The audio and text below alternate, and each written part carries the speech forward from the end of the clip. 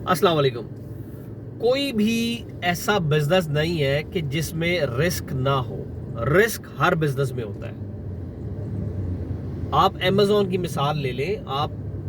अगर आप अमेरिका से प्रोडक्ट जो है चाइना से इंपोर्ट करते हैं और वो अमेजोन के वेयर हाउस में आप प्रोडक्ट अपनी भेजते हैं, तो रिस्क उसमें भी होता है। इनफैक्ट उसमें इन्वेस्टमेंट भी इन्वॉल्व है आपकी। अमेजोन में आप कम से कम कोई 5-7 लाख रुपया 10 लाख रुपया लगाएंगे, फिर ही काम करेंगे ना। बगैर, अगर आप चलें ऑफलाइन की मिसाल ले लें, ऑनलाइन की हम मिसाल नहीं लेते। आप स्टॉक एक्सचेंज की मिसाल ले लें। स्टॉक एक्सचेंज में लोगों ने पैसा लगाया हुआ है। बगैर पैसे लगाए तो नहीं काम होता, कि फ्री में तो नहीं काम हो जाता आपका। पैसे वहां पर भी लगते हैं, स्टॉक एक्सचेंज में भी लगते हैं, पैसे अमेजोन में भी लगते हैं। तो रिस्क, कारोबार नाम ही रिस्क है। कोई भी ऐसा बिजनेस नहीं है जिसमें रिस्क ना हो। हाँ, कॉल सेंटर में भी रिस्क है, ऐसे ही जैसे बाकी बिजनेस में रिस्क है, ऐसे कॉल सेंटर में भी रिस्क है। अब आप रिस्क अपना रिड्यूस कैसे कर सकते हो, रिस्क को कम कैसे कर सकते हो, मैं आपको यह समझाता हूं। देखो, सबसे पहले आपने जो कैंपेन लेनी है ना, कैंपेन, वो आप कोशिश ये करो कि आप, अगर आपको डायरेक्ट कैंपेन नहीं मिली, फॉर एग्जांपल आप डायरेक्ट किसी कंपनी से आपको कैंपेन नहीं मिलती, तो आप कोशिश ये करो कि जो आपका एजेंट है जिससे आपने कैंपेन ली है, उससे आप वीकली बेसिस पे पे आउट लो। आजकल डेली बेसिस पे भी पे आउट मिल रहा है, वीकली बेसिस पे भी पे आउट मिल रहा है। तो आप वीकली बेसिस पे पे आउट लो, निगोशिएट करो अपने उसके साथ, कैंपेन पे कॉम्प्रोमाइज कर लो। आप वो वाली कैंपेन उठा लो जिसपे वीकली पैसे मिले, आप महीने वाली कैंपेन ना उठाओ। नंबर 1।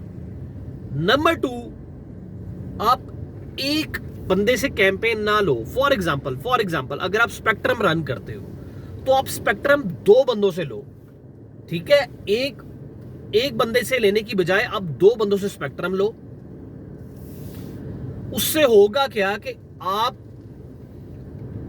सारी अपनी सेल्स एक एजेंट को मत दें। फॉर एग्जांपल आपने एक हफ्ते में 10 सेल्स की हैं, ठीक है।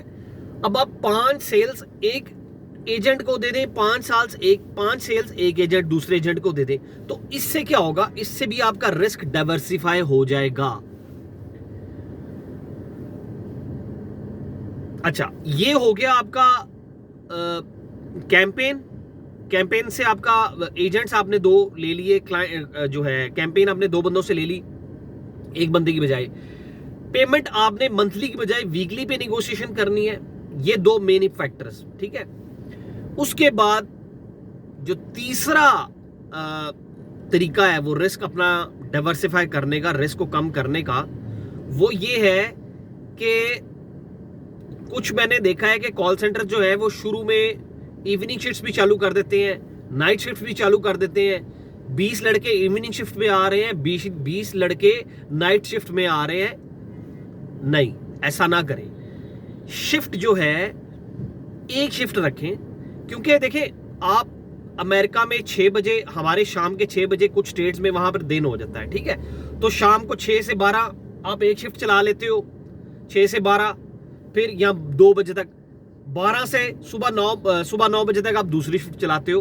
आप एक शिफ्ट चलाओ, क्योंकि देखो, जो 6 से 8 बजे तक का टाइम है ना, शुरू वाले 2-3 घंटे, वो आपके लेस प्रोडक्टिव होते हैं, बल्कि कह लो कि प्रोडक्टिव होते ही नहीं है।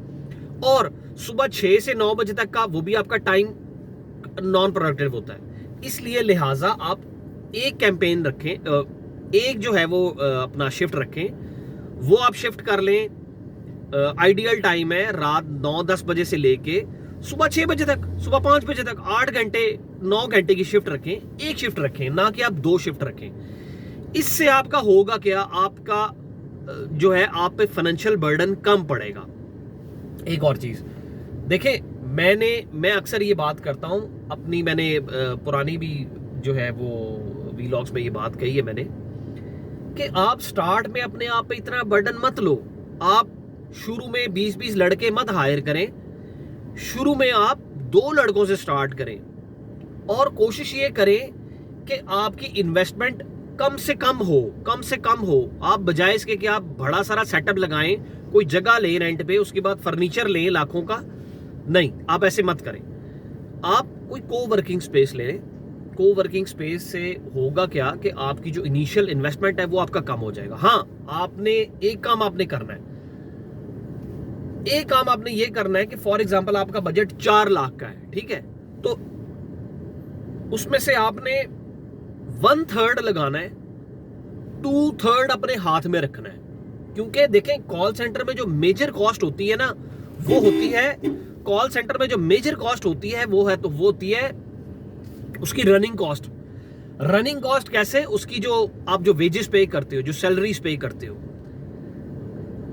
उसकी कॉस्ट, वो आपने कम से कम यार नहीं, मेरा नहीं है, आपने अपने हाथ में 2/3 पैसे जरूर रखने हैं, ताकि आप उनकी सैलरीज, उनकी वेजेस, अपना डीएसएल का खर्चा, ये सब आप अपने अपना रेंट, अपनी कोवर्किंग स्पेस का रेंट, तो आपने अपने हाथ में 2/3 पैसे लाजमी रखने हैं, ताकि आप अपने एक्सपेंसेस को मीट अप कर सको। और एक और मैं चीज यहां पर ऐड कर दूं, देखें, आप कॉल सेंटर में कभी भी बच्चों के साथ फिक्स सैलरी निगोशिएट ना करें। देखें, जो बच्चा काम ज्यादा कर रहा है उसको आप ज्यादा पैसे दें। मैंने पहले भी ये बात कही थी कि आप जो बच्चा ज्यादा काम कर रहा है, जो आपको ज्यादा सेल्स कर रहा है, क्योंकि कॉल सेंटर्स मोस्टली हैं ही टेलीमार्केटिंग। या तो आप ट्रकिंग का चला रहे हो तो ठीक है, आप फिक्स पे कर रहे हो, अपने डिस्पैचर को फिक्स दे रहे हो, दैट इज ओके, आप डिस्पैचर को फिक्स दो। जितने वो कैलिबर का बंदा है, जिस कैलिबर का बंदा है आप उसको उतने पैसे दो। लाख वाला बंदा है तो लाख रुपया दो उसको, आपको अगर उतना वो कमा के दे रहा है तो दो आप पैसे, कोई मजाका नहीं है इसमें। पर जो सेल्स वाला बंदा है उसको आप सेल्स की बेस पे पैसे दें। इससे अगेन क्या होगा, आप पे फाइनेंशियल बर्डन कम आएगा। जब आप पे फाइनेंशियल बर्डन कम आएगा तो आप उसको जो है अपना, आपका कॉल सेंटर बंद होने से भी बचेगा कि यार आपको चलाया आपने और